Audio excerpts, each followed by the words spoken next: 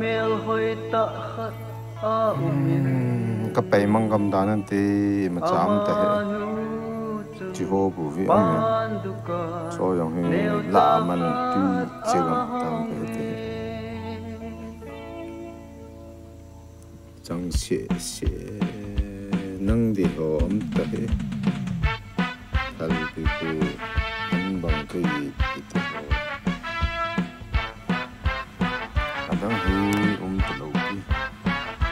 dang he athil zola dangka zakhat man bo asum tung la ni khat a chen som som ni bol khalo na mo su oi ya kuna sum tam pi anei zinga hin tem tia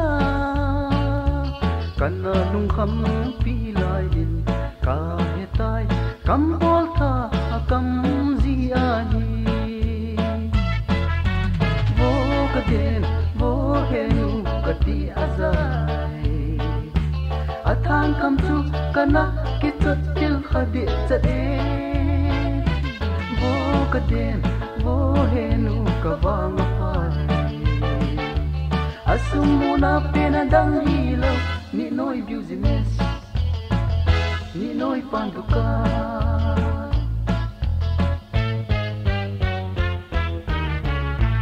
amanu chu amel la ahoi in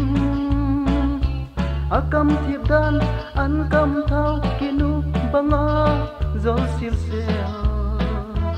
ako malut chan hi dia pot pai riêng thế gì lâu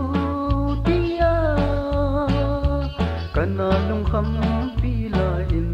ka hetai kam bol tha kam je a hi wo ka den wo henu ka ti azai athang kam chu kana ki chot til khadi chade wo ka den wo henu ka wang pai asumuna pena dang hilo ni noi business ni noi panduka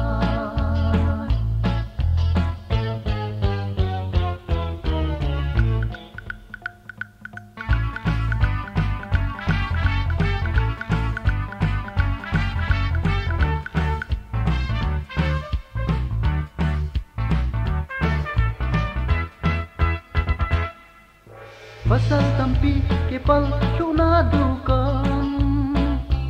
pandukan le gina hotel kiko pai jingka